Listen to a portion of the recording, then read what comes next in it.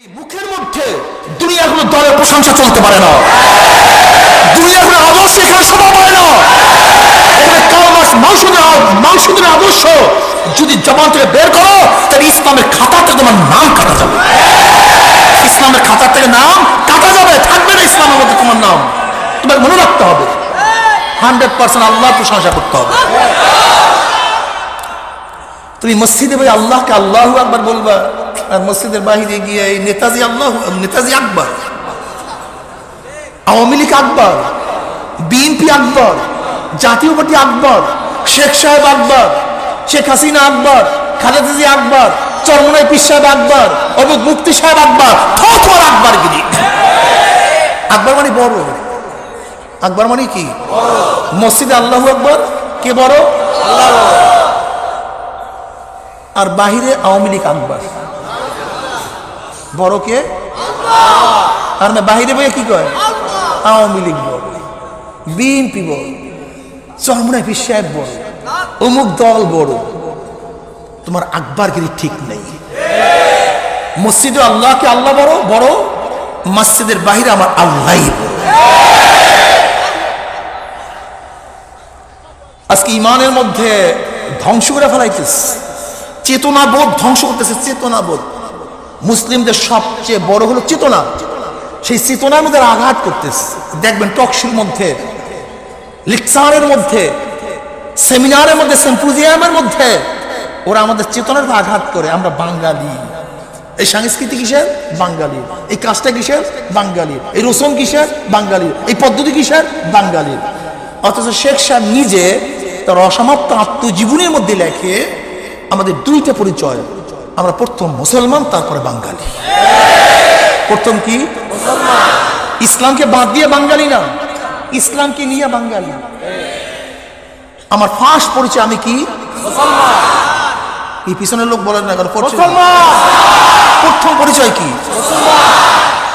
আমার প্রথম পরিচয়, ফার্স্ট পরিচয়, আমি মুসলমান। আমার ইসলামের সাথে আমার বাবার টক্কর লাগলে ইসলাম ঠিক থাকবে না বাবা ঠিক থাকবে? ইসলামের সাথে ভাই টক্কর লাগলে ভাই ঠিক থাকবে না ইসলাম ঠিক থাকবে? ইসলামের সাথে বন্ধুর টক্কর লাগলে ইসলাম ঠিক থাকবে না বন্ধু ঠিক থাকবে? ইসলামের সাথে ব্যবসার টক্কর লাগলে না ব্যবসা? হ্যাঁ, তবে ইসলামের সাথে দলের টক্কর লাগলে দল ঠিক থাকবে, ইসলাম ভাঙ্গে যাবে।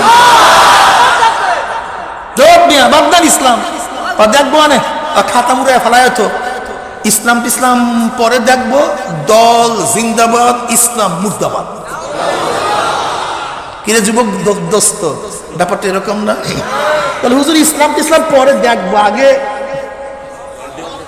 নাকি? দোস্ত আমার উপর রাগ করল না দোস্ত, আমি আগেই বসে নিজের কাছে প্রশ্ন করব, যখন ইসলামের সাথে তোমার দলের সংঘর্ষ হয় তুমি কাকে প্রাধান্য দাও? দল কেন ইসলামকে? তার মানে তোমার দল ইসলামকে টুকরা করিয়া ফেলাইস, তোমার দল তোমার ইসলামকে ভাঙ্গিয়া ফেলাইছে। অথচ উচিত ছিল ইসলাম তোমার দলকে চুরমার করিয়া ফেলাবে, কিন্তু না, ইসলাম শক্তিশালী না, তোমার দল শক্তিশালী। যে জিনিস শক্ত হয় তার আঘাতে যে জিনিস দুর্বল হয় সে ভেঙে যায়। কাজে তোমার দল শক্তিশালী, ইসলাম দুর্বল, এই জন্য তোমার দলের আঘাত ইসলাম ধ্বংস, কিন্তু তোমার দল ধ্বংস হয় নাই। ইসলামের সাথে যখন নেতার টক্কর লাগবে, ইসলাম ঠিক থাকবে না নেতা ঠিক থাকবে? কি আসতে বলেন? ইসলামের সাথে পীরের টক্কর লাগবে, পীর ঠিক থাকবে, ইসলাম ঠিক থাকবে।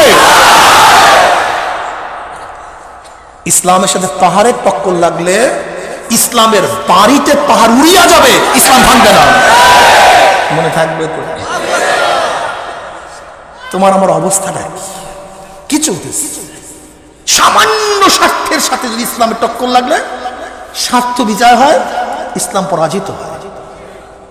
এই ইসলাম দিয়ে তুমি কবরে নাজাত পাবা কিভাবে? এই ইসলাম দিয়ে তুমি কিয়ামতের ময়দানে আরশের নিচে জায়গা করবা কিভাবে? দুর্বল, একেবারে দুর্বল।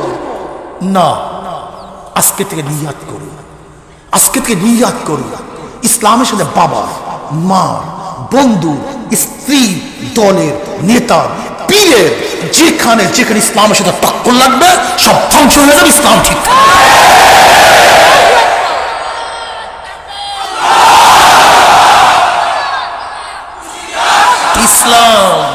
ওয়ালা তামুতুন্না ইল্লা ওয়া আনতুম মুসলিমুন, মুসলমান নয় মরিস না। আজকে দেখা যায় আমরা মুহতামিমরা আছি, ইসলামের সাথে যখন মাদ্রাসা টক্কর লাগলে ইসলাম ভাঙ্গিয়া যায়, মাদ্রাসা ঠিক থাকে। ইমামরা যারা আছি, ইমামরা যারা আছি, ইসলামের সাথে যদি ইমামতি টক্কর লাগে ইসলাম ভাঙ্গিয়া যায়, ইমামতি ঠিক থাকে। মাসালা কঠিন, খুব কঠিন। অথচ আজকে মুসলমানদের সন্তানদের মাথার মধ্যে ইসলামের চেতনাবোধ নাই। প্রথমে ইসলামকে ধ্বংস করি, তারপর চেতনা সৃষ্টি করি। অর্থাৎ শিখ মনমোহন সিং, ডক্টর মনমোহন সিং, প্রাক্তন প্রাইম মিনিস্টার অফ ভারত, সে শিখ প্রধানমন্ত্রী, ডক্টর। কই তার ডক্টর হওয়ার জন্য শিখদের পট্টিতে মাথার থেকে নামে নাই, কোনো বাধা সৃষ্টি করে নাই। এত বড় শিক্ষিত হওয়ার জন্য শিখদের মস্ত তার গুফের থেকে নামে নাই। এত বড় শিক্ষিত হওয়ার জন্য তার দাড়ি তো মুখের থেকে ঝরে নেই। এত বড় ক্ষমতাসীন হওয়ার জন্য শিখ ধর্ম থেকে ছাড়তে হয় নাই, লেবাস ছাড়তে হয় নাই। অথচ তুমি এবং আমি কোন রকমের যদি কলেজে পড়ি তো ইসলাম ছাড়তে হবে কেন? ম্যাজিস্ট্রেট হলে টুপি নামাতে হবে কেন? জজ হলে দাড়ি ঝরাতে হবে কেন? আজকে এমপি, মিনিস্টার, প্রাইম মিনিস্টার হলে ইসলামকে জমাই দিতে হবে কেন? যেরকম ডক্টর মনমোহন সিং শিখ পোশাক নিয়া, শিখ ধর্ম নিয়া যেরকম প্রধানমন্ত্রী চেয়ার দখল করছেন, ঠিক আমি এবং তুমি ম্যাজিস্ট্রেট হব, ডিসি হব, জজ হব, প্রধান বিচারপতি হব, প্রধান সেনাপতি হব, দেশের প্রধান হব। ইসলামকে রাখিয়া নয়, বরং ইসলামকে নিয়ে দেশের প্রধান। আমি প্রাইম মিনিস্টার হব, আমার মাথার মধ্যে টুপি থাকবে। আমি প্রধানমন্ত্রী হব, মাথার মধ্যে পাগড়ি থাকবে। আমি দেশের শ্রেষ্ঠ হব, চেহারার মধ্যে দাড়ি থাকবে। তুমি কি দেখো নাই ভারতের প্রাইম মিনিস্টার বাজপেয়ী আমাদের দেশে আসছে, ধুতি পরিয়ে আসছে না প্যান্ট শার্ট? তোমাদের খবর নাই? হিন্দুদের পোশাক তার গার মধ্যে শোভা পেয়েছে, পরনে শোভা পেয়েছে। কই বাজপেয়ী আসছে, অটল বিহারী বাজপেয়ী, তার প্রধানমন্ত্রী, তার ধুতি ছাড়তে হয়নি। কিন্তু তোমার শিক্ষা, তোমার পথ, ইসলামকে ছাড়তে হবে কেন? কই ভারতের সেই মনমোহন সিং এর স্ত্রী তো বলে নাই তোমার দাড়ি আছে, গোফ আছে, তোমার টুপি আছে, আমি তোমার সাথে বিবাহ বসবো না। কোন শিখ এই কথা তো বলে নাই। সমস্ত শিখ তাদের ধর্ম কি? জন্ম হওয়ার পরে কোনো পশমই কাটে না, কোনো জায়গার পশম কাটে না। কই শিখদের কোনো মেয়ে তো আপত্তি তোলে নেই, যেহেতু পশম সব জায়গায় আছে, তোমার সাথে বিবাহ বসবো না, এই আপত্তি তোলে নেই। কিন্তু মুসলিম মেয়েদের মাথার মধ্যে কে ঢুকাইছে? মুসলিম মেয়েদের মাথার মধ্যে কে ঢুকাইছে যে দাড়ি রাখলে আমি তার সাথে বিবাহ বসবো না, টুপি রাখলে আমি বিবাহ বসবো না? এটা কে ঢুকাইছে মাথার মধ্যে? কারণটা আজ স্বাক্ষর হয়ে আছে 71-এ। নিয়াজি পাকিস্তানের প্রধান সেনাপতি, অরোরা ভারতের প্রধান সেনাপতি।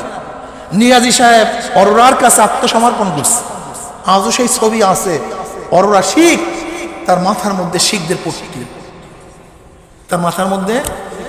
কই কই ভারতের প্রধান সেনাপতি হতে গেলে শিখদের পট্টি মাথার থেকে নামাতে হয় না, কিন্তু বাংলাদেশের কিছু প্রধান হতে গেলেই টুপি ছাড়তে হবে, দাড়ি ছাড়তে হবে, সুন্নাত ছাড়তে হবে। এই সংস্কৃতি কে ঢুকাইছে? এই সংস্কৃতি তোমার মাথার মধ্যে আমাদের কে ঢুকাইছে? তাদেরকে বের করতে হবে, বের করতে হবে। সচেতন হও মুসলমানের বাচ্চা, সচেতন হও। তোমাকে সচেতন হতে হবে। কয়েক মাস আগে ভারতের বিমান বাহিনীর প্রধান আসছে, সে কিন্তু একজন শিখ, মাথার মধ্যে শিখদের পট্টি আছে, পট্টির নিচে বড় বড় চুল। না, ভারতের বিমান বাহিনীর প্রধান হতে গেলেও তার মাথা থেকে শিখদের পট্টিও নামে নাই, চুলও ঝরে নাই, দাড়িও ঝরে নাই। কিন্তু তুমি এবং আমি কিছু হতে গেলি প্রথম তোমাকে দাড়ি কাটতে হবে, টুপি নামাতে হবে, পাগড়ি চলতে হবে, লম্বা জামা পরা যাবে না, সুন্নাত অনুযায়ী চলা যাবে না। মনে রাখতে হবে এটা তুমি এবং আমি ঢুকাই নাই, ইসলামের দুশমনরা তোমার আমার মাথায় ঢুকাই দিচ্ছে। চেতনা ঠিক করো, চেতনা চেতনা নষ্ট হয়ে গেছে। এই চেতনাবোধ আজকে বাঙালি, নিশ্চিত বাঙালি, কোনো সন্দেহ নেই, কিন্তু ফার্স্ট আমি মুসলমান। আমি ফার্স্ট কি মুসলমান। ইসলাম ঠিক রেখা আমি আওয়ামী লীগ, ইসলাম ঠিক রেখা আমি বিএনপি, ইসলাম ঠিক রেখা আমি চরমোনাই, ইসলাম ঠিক রেখা আমি বাঙালি, ইসলাম ঠিক রেখা আমি বাংলাদেশি, ইসলাম ঠিক রেখা আমি অমুক আমি তমুক। ইসলাম যেখানে ধ্বংস হবে তার সাথে আমি নাই।